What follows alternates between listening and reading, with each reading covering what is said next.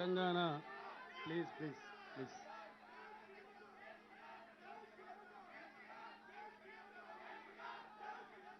Please please Nagesh please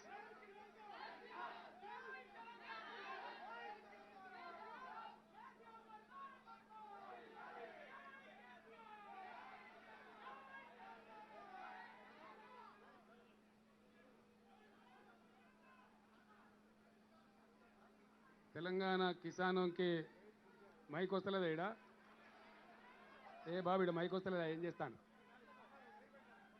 mic వస్తలేదా ఇదడ దిప్పు తిరుగుతుందా దింపు అటు దింపు మీరు అడ్డం జరగండి హలో అడ్డం మీరు వెనక జరగండి మైక్ వస్తుంది ఇప్పుడు వస్తుందా ఇప్పుడు मंत्रीगण माननीय सांसद के लिए आए हुए हमारे भाई महेंद्र सिंह टिकायत जी के बेटा और आज के किसानों का इस देश का प्रतिनिधि माननीय राकेश टिकायत जी और उनके साथी भाई मैं आप सबका प्रणाम करता हूं।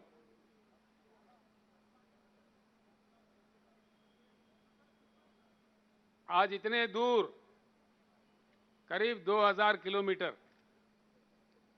तेलंगाना राज्य के पूरे ही विधायक, पूरे ही मंत्री और किसान बंधु जो संगठन है उसके सारे ही प्रतिनिधि इतने कड़ी धूप में दिल्ली क्यों आए हैं,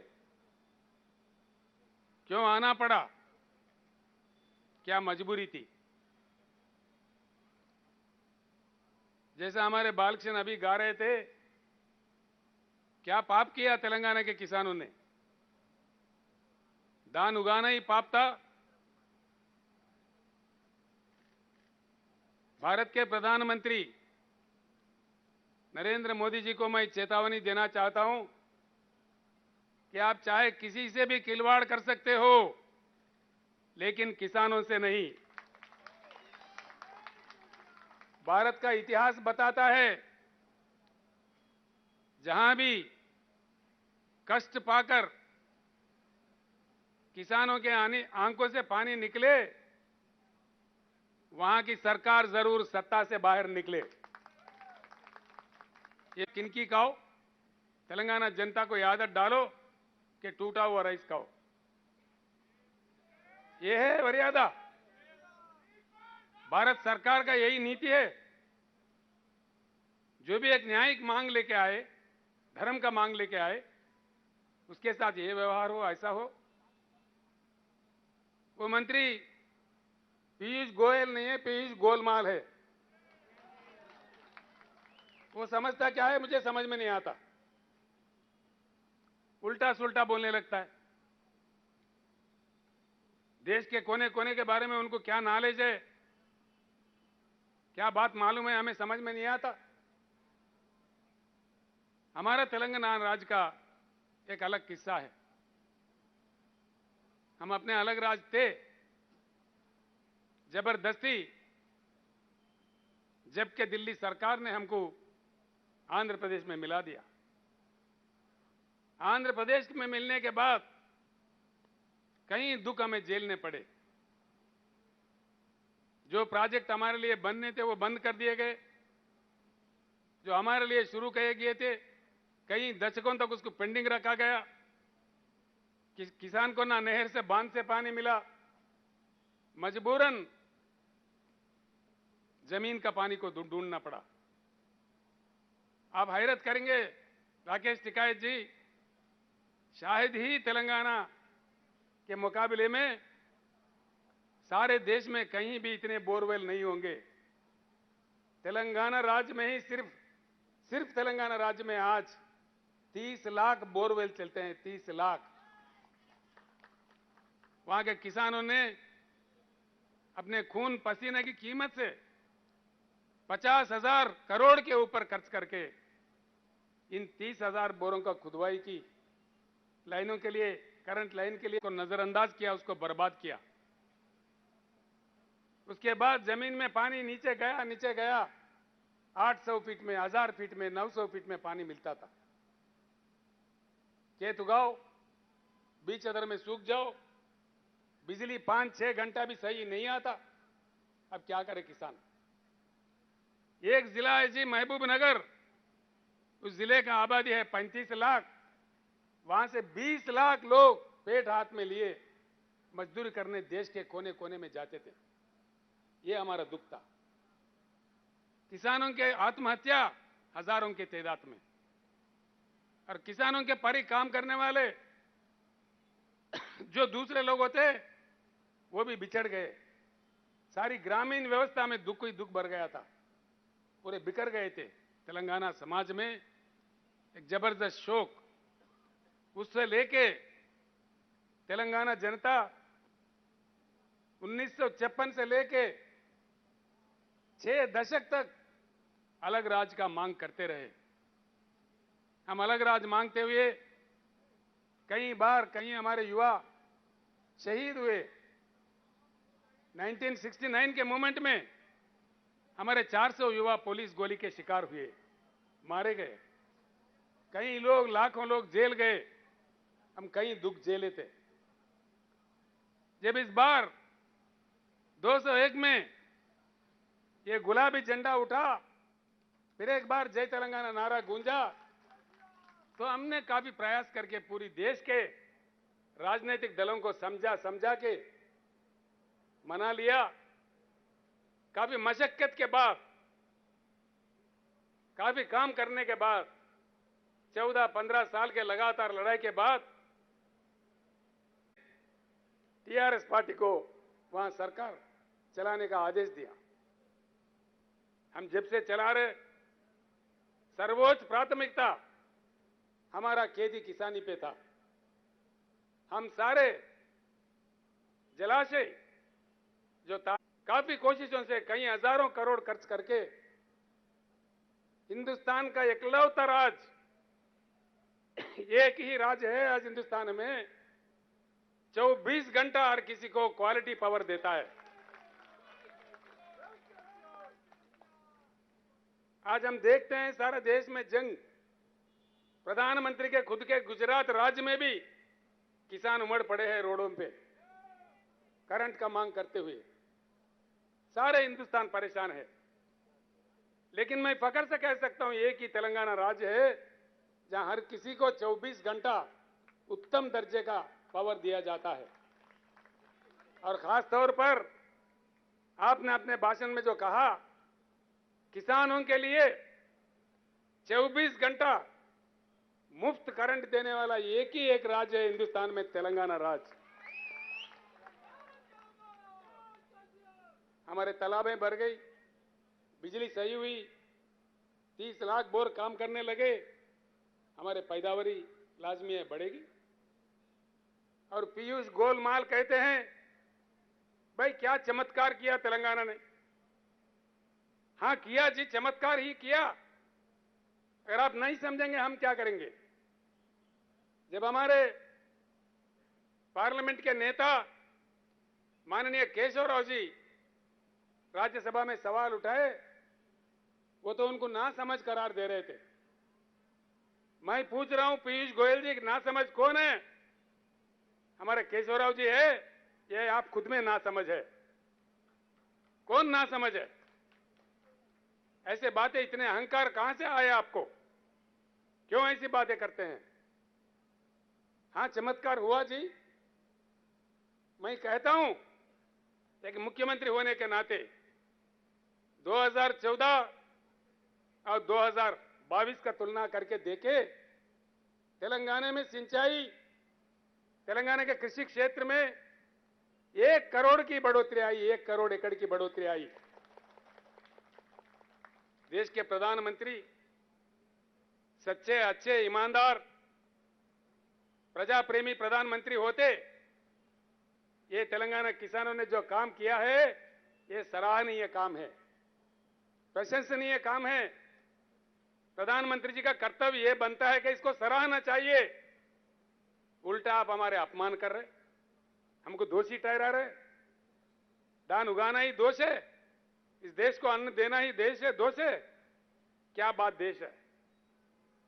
जैसा अभी हमारे भाई राकेश टिकायत जी कह रहे थे, देश में किसानों के एक महासंग्राम शुरू होगा।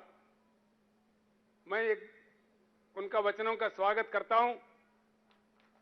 पूरी तेलंगाना के जनता और किसान डटकर आपके साथ खड़े हो जाएंगे। टिकायत जी, जो महासंग्राम शुरू होने हैं, मैं आप लोगों का तारीफ करता हूं, आप लोगों को शुभकामनाएं देता हूं। केंद्र सरकार कितना आपको अपमानित किया, हम देखते रहे, आश्चर्य व्यक्त करते रहे।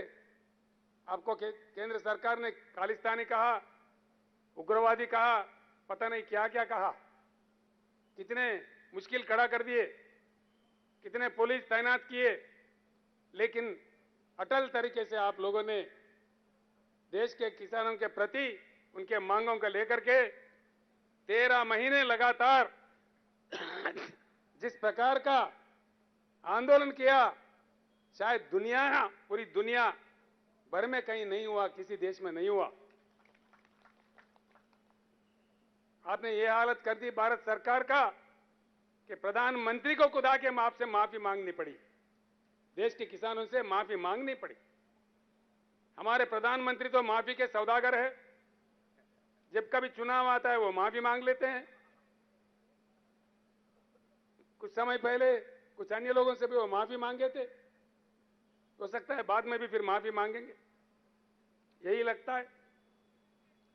मैं सीधी बात कहना चाहता हूं, तेलंगाना चाहता है, तेलंगाना अनुरोध करता है, डिमांड करता है, इस देश के किसान भिखारी नहीं है, भीख नहीं मांग रहे हैं। इस देश के किसान मांग रहे हैं, अपना हक मांग रहे हैं।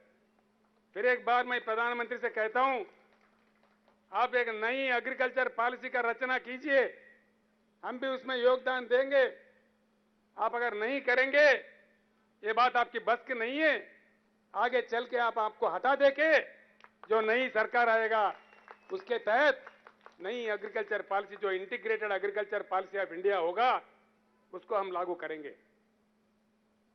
तेलंगाना जब लड़ने के लिए निकलता है, अंतिम विजय प्राप्त करने तक रुकता नहीं। राकेश जी, एक अजीब बात है, वो हमारे किसान धान उगाए, खरीदो बोले तो ये उल्टा पलटा बोलते हैं। बड़ा चमत्कार, इन्होंने कहा जी क्रॉप बदल दो। हमने किसानों को कहा भाई क्रॉप बदल दो। क्रॉप बदलाव की बात हमारे कृषि मंत्री कह रहे थे, सारे एमएलए कह रहे थे, सारे मंत्री कह रहे थे, गांव गांव में हमारे सरपंच भी कह रहे थे भैया क्रॉप बदलना चाहिए। लेकिन इन्हीं के दो आदमी, एक आदमी है केंद्र कैबिनेट में मंत्री किशन रेड्डी जी, दूसरे इनके पार्टी के अध्यक्ष, भारतीय जनता पार्टी के अध्यक्ष तेलंगाना राज्य के, कह रहे थे कि धान उगाओ, धान उगाओ, हम खरीदेंगे। उनको उचका के बहका के धान उगाने पर कह रहे थे कि उगाओ, हम खरीदेंगे, मुख्यमंत्री की बातों में आने की जरूरत नहीं है, ये उनका कहना था। है टीवी आपके पास? कहां है टीवी? उस राइस को, चावल को, पैडी को केंद्र सरकार के द्वारा खरीदने का सिलसिला चलता है। मैं कल यही बताया, जो एग्जिस्टिंग जो क्रॉप है, जितने भी वो वाइल्ड राइस हो, रा राइस हो, केंद्र सरकार पूरा भारत सरकार खरीदने वाले हैं। ఒకటే ఉంది రెండు ఉన్నాయా? ప్రతి గింజ కొట్టని చెప్పి అరుణ్ కిషన్ రెడ్డి గారు చెప్పారు, నేను చెప్పిన పండించిన ప్రతి గింజ కొనే బాధ్యత మాది. నేను మాట ఇస్తున్నాను, ముఖ్యమంత్రి మాటలని మోసపోకండి అని చెప్పి క్లియర్గా వాళ్ళు చెప్పినాం. దానికి కట్టుబడినాం. ఇలా దీనికి అనుగుణంగా మా కేంద్ర మంత్రి పీయూష్ గోయల్ గారు పార్లమెంట్ లో పదవి చేశారు.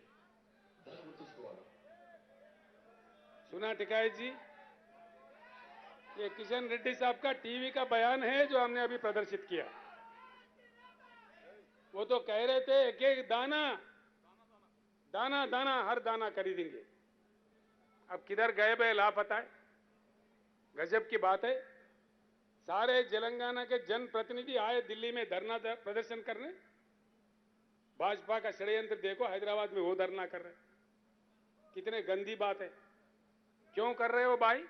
किस लिए धरना कर रहे हो? शर्म करो अपने आप पे। कम से कम शर्म तो होना चाहिए।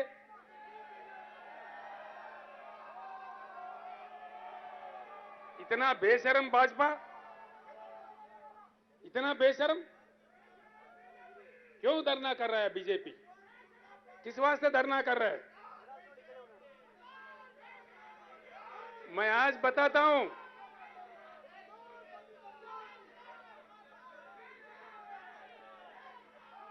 हम इतना कमजोर नहीं है।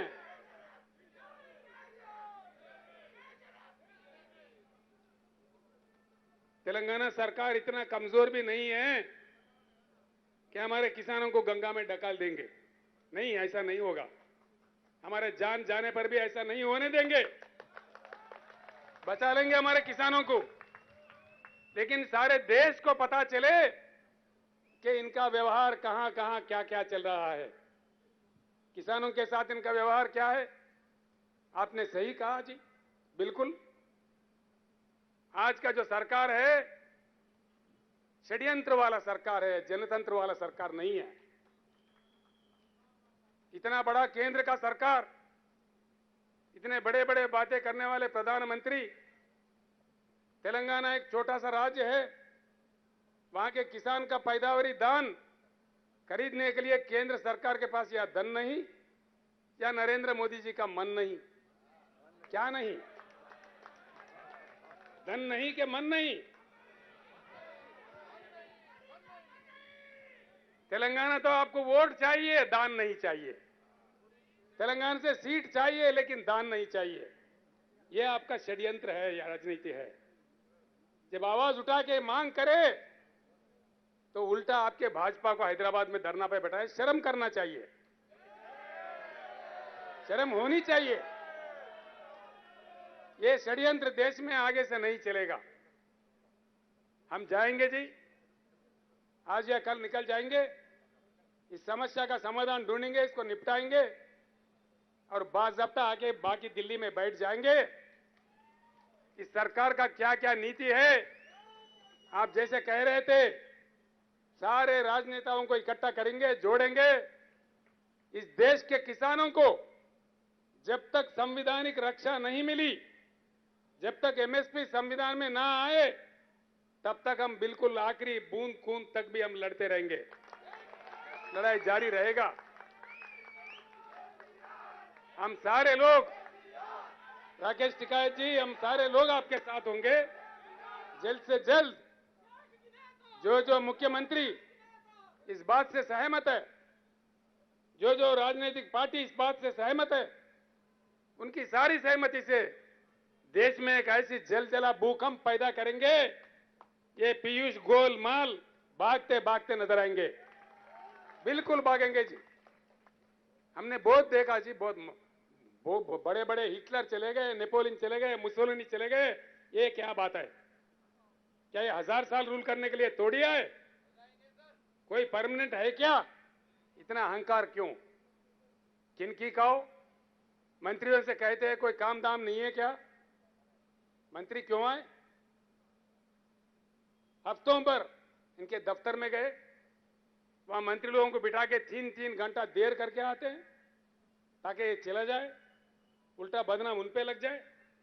यही इनका नीति है।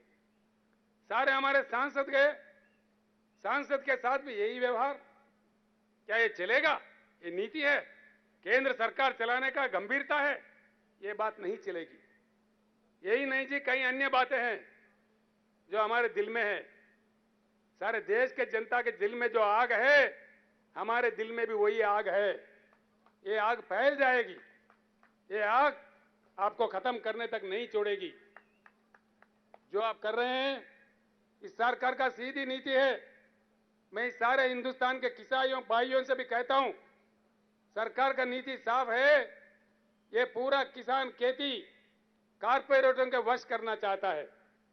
कारपोरेटरों को देके किसान जमीन छोड़ दे और अपने ही जमान में किसान नौकरी बन के काम करे, नौकर बन के काम करे। ये इनका नीति है। ये कहते हैं मीटर लगा दो। अभी आपने डिमांड किया किसानों को मुफ्त में मिलना चाहिए। उत्तर प्रदेश में ये हाल हो रहा है जी। सरकार चुना, मोदी साहब ने बड़ी अच्छा तोहफा दिया। वहां पे तोहफा इतना है कि एक के जगह अगर 2 पशु खरीदेंगे वो कमर्शियल हो जाएंगे। मीटर लगाओ, खून चूसो। यह है तरीका देश चलाने का। किसानों के साथ खिलवाड़ करने का ये नहीं चलेंगे। इसके अलावा भी जो भी इनके खिलाफ बोलते हैं उसका अपमान करना, उसका विरोध करना, जो विपक्षी नेता विपक्षी दल होते हैं उनके पीछे सीबीआई लगाओ, ईडी लगाओ, इनकम टैक्स लगाओ। इनके पार्टी के अंदर सारे सत्य हरिश्चंद्र है। देखिए इनके पार्टी के अंदर सारे के सारे सच्चा हरिश्चंद्र है या उनके भाई है। एक भी नेता खराब नहीं है जी। भाजपा के एक नेता के ऊपर भी ना ईडी जाता, ना सीबीआई जाता, ना खुद जाता। जहां भी कोई प्रश्न उठाते हैं, देखो ये लोग कहने लग जाते हैं जी। हर राज्य में इनका एक तमाशा बना हुआ है। चंद ही दिनों में मुख्यमंत्री को हम जेल भेजेंगे। हमने कहा आओ दम है तो आओ। किसको कौन जेल भेजेगा? आ जाओ, दम है तो आ जाओ। हर किसी को इनके छोटे मोटे कुत्ते राज्यों में भौंकने लगते हैं, मुख्यमंत्री को जेल भेजेंगे। हर राज्य में हर किसी के साथ। मैं साफ कहता हूं, देश आपको समझ चुका है। आपका जनतंत्र का राज्य नहीं है, आप लोग षड्यंत्र का राज चला रहे हैं। धीरे धीरे पूरा देश समझ गया है।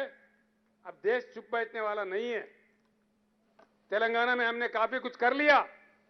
भारत देश के लिए अभी काम करना है। हम निकल पड़े हैं। हम इतना बाद में लास्ट में बोलो ना भाई। इधर हम बोल रहे हैं, उधर आप बोल रहे हैं, तो क्या चीज समझ। अरे अरे बैठ जाओ।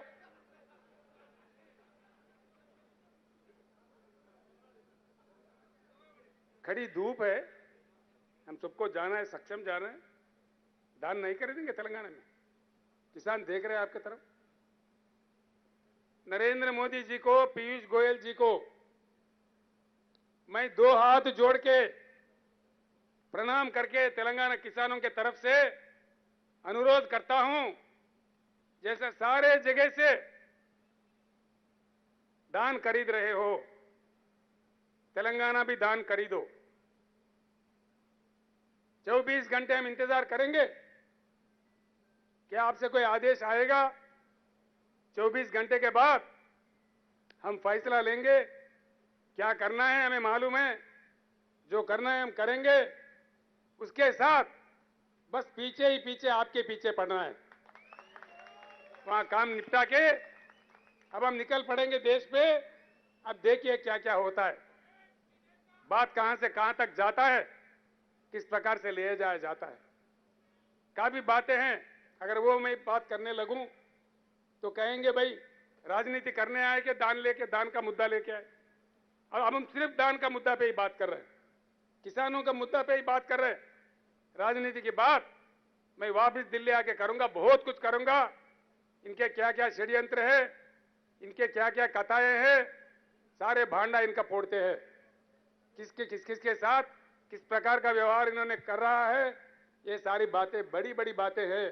हम वापस आके दिल्ली पूरे हमारे दोस्तों को, जो हमारे साथियों को बुला के बैठ के बात करके राष्ट्रपति चुनाव के बारे में बात करना है और इनके नीतियों के बारे में बात करना है। उन सारे चीजों का करते हैं। राकेश टिकैत जी को फिर एक बार मैं कहना चाहूंगा, आप तो लड़ते रहे, आपका पिताजी भी लड़ते रहे। जब मैं बहुत छोटा था,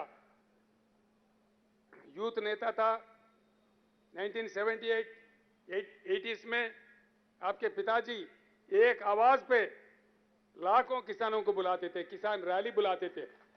उतने महान नेता थे हमारे महेंद्र सिंह टिकैत जी।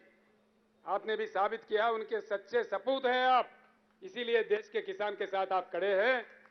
आप पे हम गर्व करते हैं, हमारा नाज है आप पे। इसलिए एक ऐसा नेता अगर हो, संघर्ष करे, उनको जाना है। एक्चुअली राकेश टिकैत जी आज उपवास में है, वो खाना भी नहीं खाते आज। हर सोमवार को उपवास रखते हैं, उनका उसूल है। लेकिन मैंने रिक्वेस्ट किया, हमारे किसान इतने दूर से आ रहे हैं, हमारे सारे जनप्रतिनिधि आ रहे, आधे घंटे के लिए आप आना। 3:15 बजे का उनका फ्लाइट है, औरंगाबाद में महाराष्ट्र में किसी संघर्ष में जाना है, किसान संघर्ष में उनको मीटिंग में जाना है, उनको भी हमें विदा भी करना है। तो इसीलिए भाइयों, आपने जो कष्ट करके इतने तो दूर आए, हमारे को यहाँ विजय प्राप्त भी हुआ, नहीं भी हुआ, कोई बात नहीं है। लेकिन देश को एक बार बताना था कि तेलंगाना किसानों का मांग क्या है, हमने वो बता दिया। बाकी प्रधानमंत्री पे छोड़ दिया। प्रधानमंत्री का आदेश मिले धान खरीदने का, ठीक है, नहीं भी मिले तभी ठीक है। हम इतने गरीब नहीं हैं, अपने आप में समस्या समाधान हम ढूंढेंगे। कल परसों में इसका फैसला ले लेंगे, फिर इसके बाद अब इनके पीछे पड़ेंगे। सारे देश के किसानों के भलाई के लिए हम आगे लड़ते रहेंगे। जय तेलंगाना, जय हिंद। तेलुगुలో చెప్పానా? तेलुगु में समझ जाएंगे, कोई बात नहीं, कोई बात नहीं। धन्यवाद। కేసీఆర్ గారి నాయకత్వం. అందరూ దయచేసి ప్రాంగణంలో ఉన్న అందరూ కూడా మరి బయట భోజనాలు ఉన్నాయి కాబట్టి అందరూ కూడా భోజనాలు చేసి పోవాలి.